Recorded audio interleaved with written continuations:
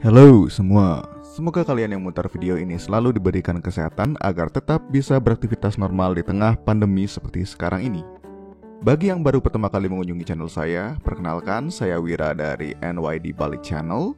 Kali ini saya akan membahas sebuah case mengenai film Hollywood yang pernah dibuat di Indonesia, yang dulunya bernama Hindia Belanda. Nah, film ini diberi nama Legong Dance of the Virgin. Apakah kalian sudah mengetahui mengenai video ini? Jika sudah, kita akan membahas video ini lebih lanjut. Namun, bagi kalian yang belum, silahkan tonton dulu filmnya karena pada video ini kita akan berisikan full spoiler content. Sebelum kita lanjut, silahkan tekan tombol subscribe terlebih dahulu karena dengan subscribe, kalian sudah membantu saya untuk semakin bersemangat dalam membuat video ke depannya untuk mengisi waktu mager kalian. Baiklah, tidak usah menunggu lama-lama, mari kita bahas video ini. Namun, sebelum itu baiknya kita bumper terlebih dahulu.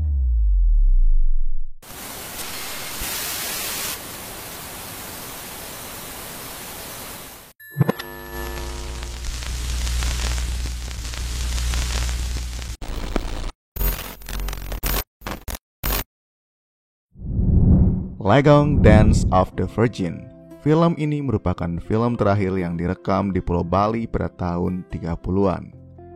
Untuk memproduksi film ini, pihak production house menggunakan proses Technicolor 2 warna dan merupakan film bisu terakhir yang dipentaskan di Hollywood. Legong Dance of the Virgin ini pertama kali didistribusikan di Amerika Serikat pada tahun 1935 oleh The World Picture Incorporation. Dan untuk wilayah di luar Amerika Serikat didistribusikan oleh Paramount International. Film ini diproduksi dan disutradarai oleh Gaston Kaca dan Henry de la Fleis untuk sebuah rumah produksi milik istrinya Fleis yang bernama Bennett Picture Corporation. Untuk pengambilan gambar film Legong Dance of the Virgin ini mengambil lokasi di Pulau Bali yang dilakukan dari bulan Mei hingga Agustus tahun 1933. Dengan mengambil tema, latar, dan aktor serta artis dari Pulau Bali, bisa menjadikan film ini sangat autentik pada zamannya. Pada saat pembuatan film Legong Dance of the Virgin, para kru dibantu oleh Roosevelt, Dennis, dan Walter Spies untuk mendapatkan akses ke desa-desa setempat dan juga untuk mencari orang-orang yang bersedia memerankan film tersebut.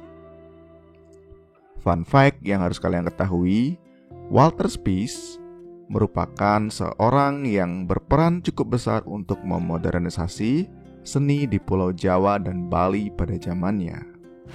Oke, lanjut. Film Legong Dance of the Virgin tayang perdana di New York pada tahun 1935 pada tanggal 1 Oktober dan mendapatkan banyak sekali respon positif serta pujian dari para pengamat dan kritikus film di Amerika Serikat. Hebatnya, film ini dianggap sangat natural karena berhasil memadukan seni dan budaya yang terkandung di dalamnya dan sempat membuat film ini bertahan selama 10 minggu masa tayang di bioskop-bioskop di New York pada saat itu. Film Daily New York melaporkan para penonton New York sangat tertarik menonton film ini dikarenakan faktor uniknya budaya Bali yang dipadukan dengan akulturasi seni serta budaya pada setiap alur film tersebut. Tidak hanya itu, faktor yang menyebabkan larisnya film ini adalah naturalnya penampilan para aktor dan artis yang memerankan film tersebut. Namun, dikarenakan banyaknya adegan di film Legong Dance of the Virgin yang menampilkan gadis-gadis Bali bertelanjang dada, film Legong ini lumayan mendapatkan sensor di beberapa negara, terutama di wilayah Eropa. Ini dikarenakan pada saat itu merupakan hal yang wajar di Bali, di mana wanita tidak menggunakan atasan dan memperlihatkan kesegaran semangka-semangka mereka, guys. Namun, di Amerika, film ini berhasil ditayangkan tanpa sensor oleh lembaga pengawasan film. Mereka beralasan karena film Legong Dance of the Virgin merupakan film yang masuk kategori kajian budaya. Nampaknya cukup membuat sukses sehingga dirilis berulang-ulang kali.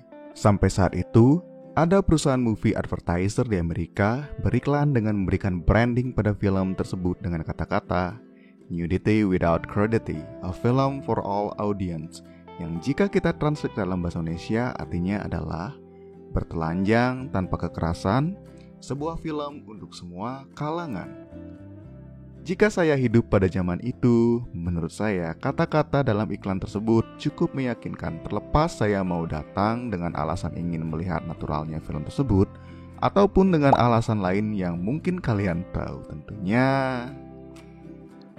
Oke, setelah kita membahas sedikit background pembuatan film tersebut, mari kita lanjut untuk membedah alur ceritanya. Secara garis besar, film ini menceritakan kehidupan sosial budaya masyarakat Bali, kemudian dibumbui dengan sedikit intrik percintaan. Film Legong Dance of the Virgin menampilkan beberapa budaya unik Pulau Bali yang masih sangat jarang diketahui oleh dunia luar pada saat itu, seperti salah satunya adalah tarian barong, panorama pantai selatan Bali yang masih sangat asri, upacara kremasi atau ngaben, kemudian tradisi judi sabung ayam atau dalam bahasa Balinya disebut tajen. By the way, untuk bagian ini jangan tiru ya, karena judi tentu saja tidak baik lakukan. Benar kan Bang Roma? Sebagai bangsa Indonesia, kita harusnya cukup berbangga karena tokoh-tokoh yang memerankan film Legong Dance of the Virgin merupakan orang-orang Bali asli. Hal ini dilakukan karena sang sutradara ingin menampilkan budaya Bali senatural mungkin untuk filmnya. Pemeran-pemeran utama dari film Legong Dance of the Virgin ini kurang lebih berjumlah 4 orang sebagai berikut. Yang pertama adalah Putu Alus Gusti, yang dalam film ini dia berperan sebagai Putu. Putu merupakan tokoh pemeran utama wanita yang dimana nantinya dia akan jatuh cinta kepada seorang pria muda bernama Nyong. Nyong diperankan oleh Nyong Nyoman. Dia merupakan seorang pria yang dicintai oleh Putu yang bisa dibilang sedikit ada boy. Tokoh selanjutnya adalah Bagus Maragusti. Bagus Maragusti berperan sebagai Gusti Bagus. Dalam film ini, beliau adalah orang tua dari Putu dan adiknya, Saplak. Saplak adalah adik dari Putu. Yang diceritakan Saplak adalah pelakor yang merebut kekasih Putu dari dia. Tentunya dikarenakan film ini termasuk dalam genre film bisu, pembuat film memberikan narasi di setiap perpindahan scene agar mempermudah kita dalam memahami isi film tersebut. Bukan memahami isi perasaan dia yang tidak akan pernah kau ketahui tentunya. Apa sih? Lanjut, kita akan bahas plot cerita film secara ringkas. Putu yang merupakan putri dari Gusti Bagus diceritakan jatuh cinta kepada seorang laki-laki muda yang bernama Nyong.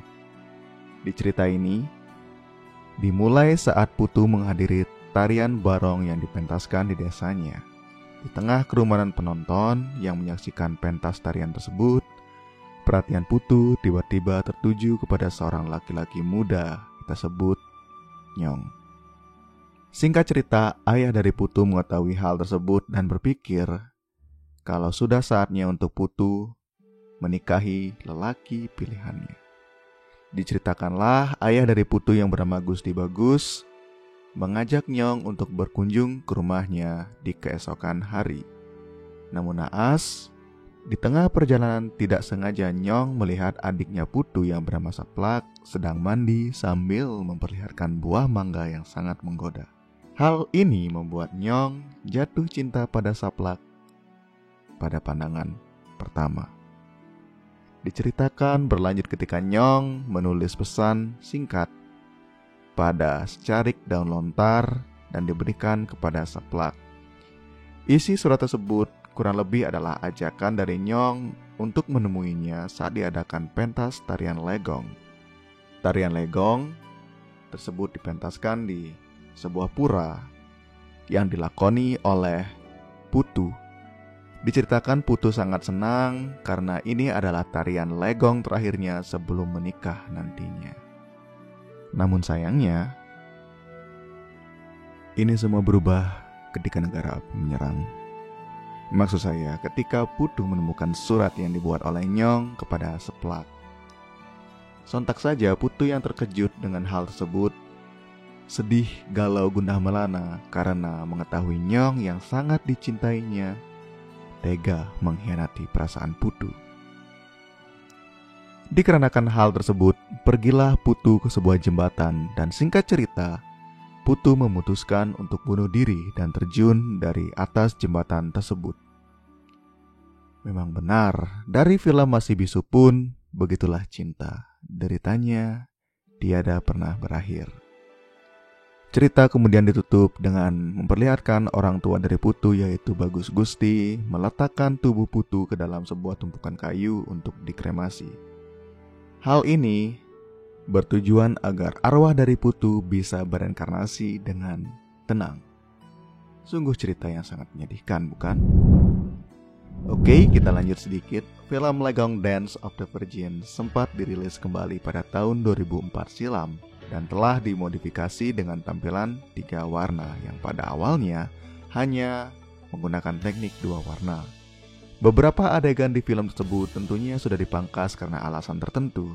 Antara lain adalah karena banyak adegan yang menampilkan para gadis-gadis Bali yang sedang mandi sambil memperlihatkan semangka dan mangga mereka, hingga adegan judi sabung ayam tentunya. Kemudian pada rilisan DVD terbaru yang diterbitkan pada tahun 2014 telah disisipkan soundtrack alternatif yang disusun oleh Imade Subandi, didampingi oleh Richard Marriott dan gamelan Sekar Jaya. Semoga informasi mengenai film Legong Dance of the Virgin dapat menjadi inspirasi bagi kita semua untuk tetap menjaga kelestarian budaya dan seni di Bali dan Indonesia tentunya. Serta kita hendaknya berterima kasih kepada para aktor, aktris, sutradara yang telah membuat film Legong, sehingga Bali dapat terkenal di kancah internasional. Sekali lagi, jangan lupa untuk subscribe NYD Bali Channel agar saya semakin bersemangat membuat video-video yang dirasa cukup edukatif ke depannya. Jika kalian merasa video ini menarik, silakan klik tombol jempol ke atas jika kalian menyukai video ini, namun jika tidak, feel free untuk tekan tombol ke bawah. Kemudian tentunya share video ini kepada teman, kerabat, ataupun komunitas kalian, karena berbagi ilmu itu merupakan sebuah kebaikan. Oke, kita cukupkan videonya sampai di sini. Jangan lupa untuk selalu sehat, olahraga teratur, dan selalu pakai maskermu. Alright guys, see you on the next video.